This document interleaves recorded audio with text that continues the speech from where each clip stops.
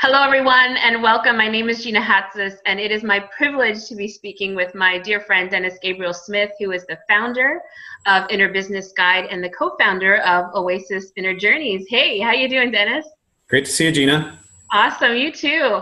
I am really excited about our conversation today around purpose-driven career. I get just so stoked about having a conversation about intention and about choosing consciously. And when we talk about purpose-driven career, this is an opportunity that wasn't even available to our ancestors. And so not only is it a time in history where it's available to us now to choose that, but it's almost critical that we choose that so that we can really be participating in this huge global shift that's going on in consciousness, in business, in relationship, everything that's going on. So I would love to begin in the beginning and get your sense of this shift that you see coming and why purpose-driven career, having a purpose-driven career is such an important, critical part of this piece. Can we start in that big picture? Sure. This is something that's been going on for a long time. People are just finding out about mindfulness and things like that, but these are things that have been essential and at the core of a lot of great leaders throughout time. And they may not have broadcast that as much as they are now, but the truth is that the people who trust themselves inside and know themselves are the really successful people. They're the people that are fulfilled and happy, and they're the ones that create the most. If you want to look at productivity, you can't measure a person who's motivated from within.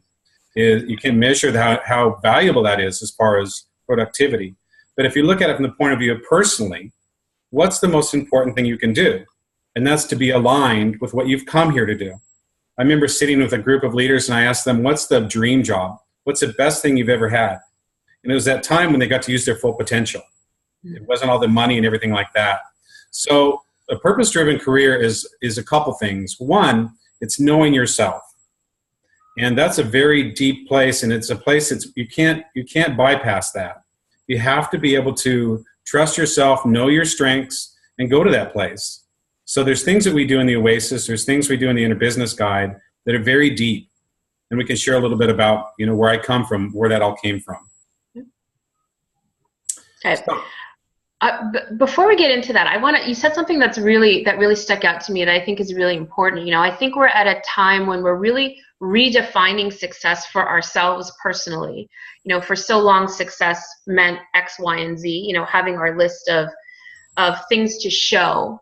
But what we're recognizing, especially as business leaders, is that, whether you're an entrepreneur or you're working in an organization, more and more people are burnt out, they're exhausted, they're getting sick, they're frustrated, they're unfulfilled, and it's having an impact not only on our families, but on business. And so we're recognizing more and more that for ourselves, we have to redefine what success looks like. And so what you're saying is you're connecting the dots between success from a business standpoint to really doing what you came here to do. Is that what you're saying? Yeah, and you have to come from that place within where the highest your standards are, because you're going to be tested. The things that happen in society and in the opportunities we run into, they're tests. And if we don't make the decision coming from within ourselves, and if we don't know ourselves, before we know it, we'll be way off our track. Okay, that's a great point. So let's start with that first stage. You say there's 3 elements to living a purpose-driven career, and the first element is knowing yourself. It seems like this really huge undertaking for a lot of people because so many of us aren't taught to start in that space.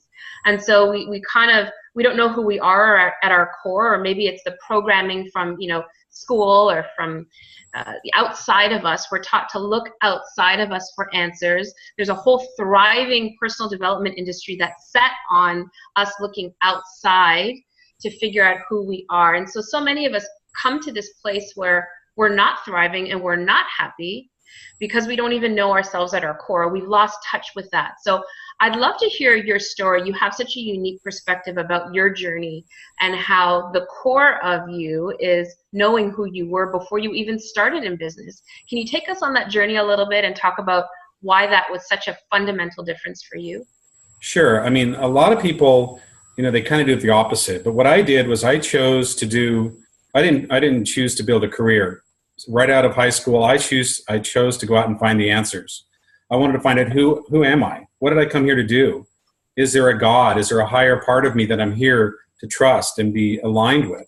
And so I spent the first 10, 15 years of my life under a master and different leaders, understanding myself, understanding what inner guidance means, understanding what being relaxed and cleansed, what meditation means. It's such a deep level that what I've found is that we don't have to waste time, and it doesn't take years to get there. All we have to do is be sincere.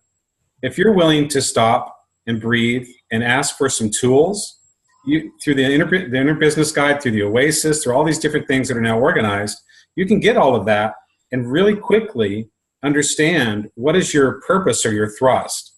We talked a little bit about what a thrust is, and that will guide you into everything that you want to do. And we can talk a little bit later of how that created a career for me. I moved right into the business world with success because I knew myself. Yeah, I'd love to go into that story, how you made that segue. But you mentioned the word thrust, and I know that how is that different from our traditional understanding of what a life purpose is? Most people kind of go, what do you want to be when you grow up? That's the number one question we ask kids, or we ask ourselves, why am I here? Talk to us a little bit about your perspective on what thrust or life purpose really means. Sure. What a thrust means is your vibration. It's your uniqueness. It's not what you do, it's how you do it. And everybody has a unique strength that's come from eons of time, of experience. And when you're in the middle of that thrust, you're successful, you're fulfilled.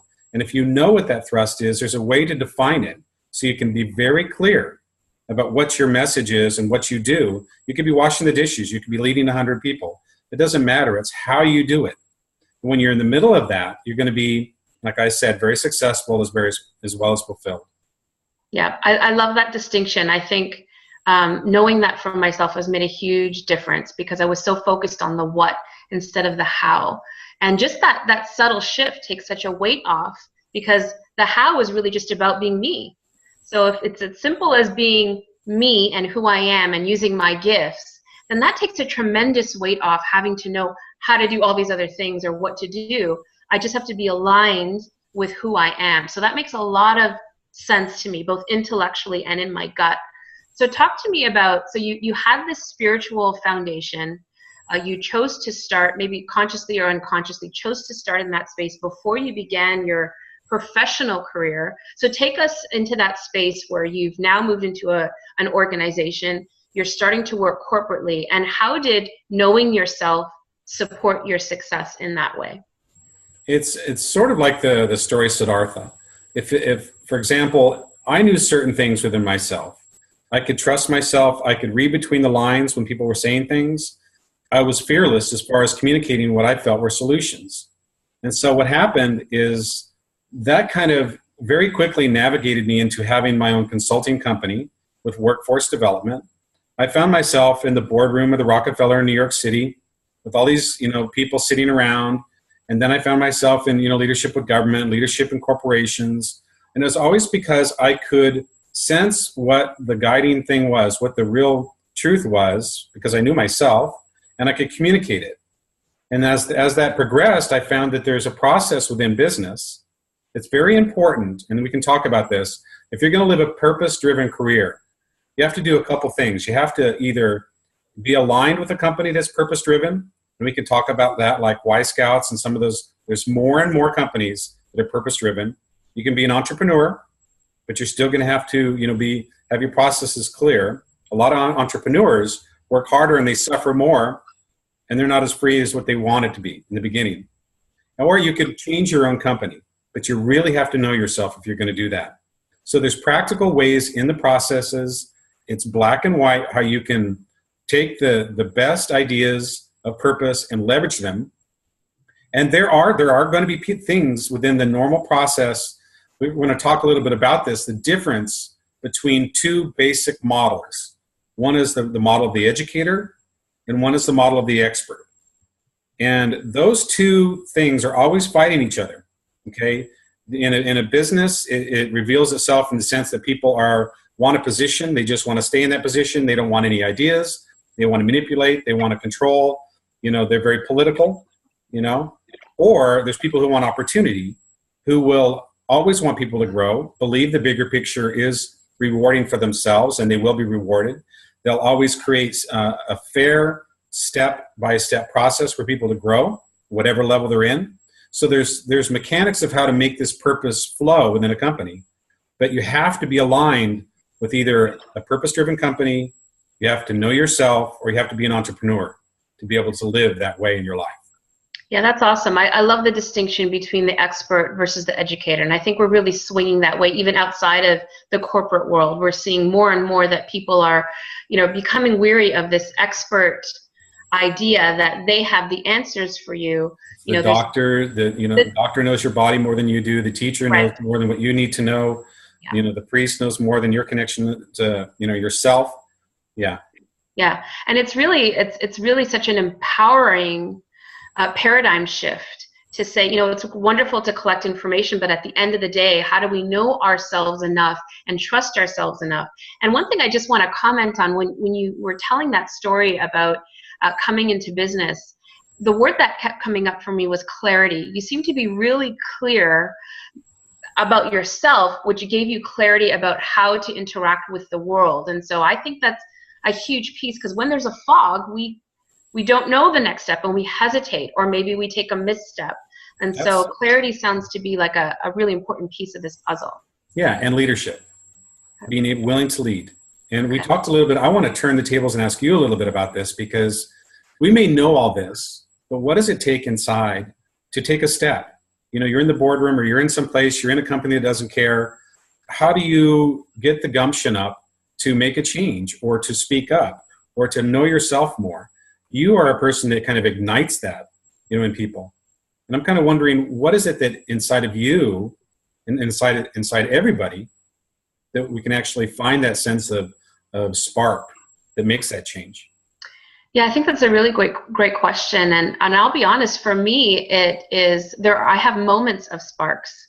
And I think what I'm recognizing for myself are two things. Number one is, it comes from being in community where people are choosing to live consciously. So being part of the Oasis with you and the other group of leaders, what that does is that holds me accountable, and that elevates me both mindfully, energetically. It holds me to be true to my values.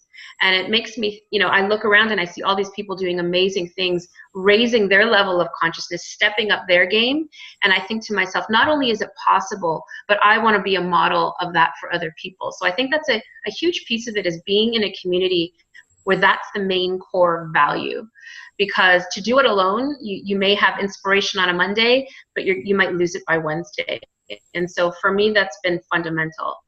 I'd say the second part of that for me is the consistency of coming back to what you're talking about, knowing myself. I think there's a sense of, we know ourselves, but we don't trust it. And the way that we trust it is by continuing to flex that muscle. And so coming back to doing group work and sharing and expressing. It's not enough to sit in my room and to journal by myself and just to reflect what I think I know. It's really important for me to be in a space where I can share with my tribe. I can share my purpose. It's by this energy inside of me coming out. And whether that's through my writing, whether that's through my speaking, whether that's through communication or a mastermind group, we're not intended to take our gifts and hide them in a room. We're intended to share them. And I say that with my kids all the time. My son loves to play piano, but if he plays piano in a little room where no one hears the magic of his music, then his gift is really not being used and being purposeful. So for me, that's what it's about. It's being in community and then sharing what you know to be true consistently. And by sharing it, it builds your confidence and your faith. So. And it may not be easy all the time. It might be scary, right? Yeah. But that's what life is about, taking that risk. And you were just talking about our kids, we both have young children. Yeah. What do we do to help change this world for them? Yeah. As well as ourselves. It's a really big question. And I think, as parents, as caregivers, as even if we don't have children, as people who care about the future of the world, how do we begin to prepare our kids to live a purpose-driven career, a purpose-driven life, to really know themselves, to create space where they can explore what that means, and to not always give them the answer. They'd ask questions. What is that? And how does the plane fly? And what does a bee do? And I would give them the answers, or I'd quickly Google it. But now that my kids are older, I'm in a space where I say, well, what do you think? What ideas do you have?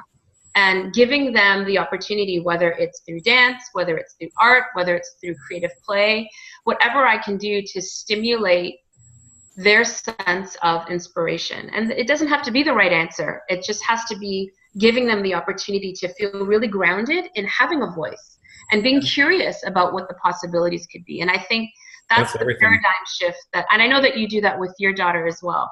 Yeah, it's everything right there. We'll be surprised when we give people opportunity, to bring out their strengths. Yeah. That's what this is all about. Yeah. They'll rise to the occasion every time. Every time. Yeah. Final thoughts? I'm just excited. I'm excited about the changes. I'm excited about the people going inside and having the gumption to then live it in life.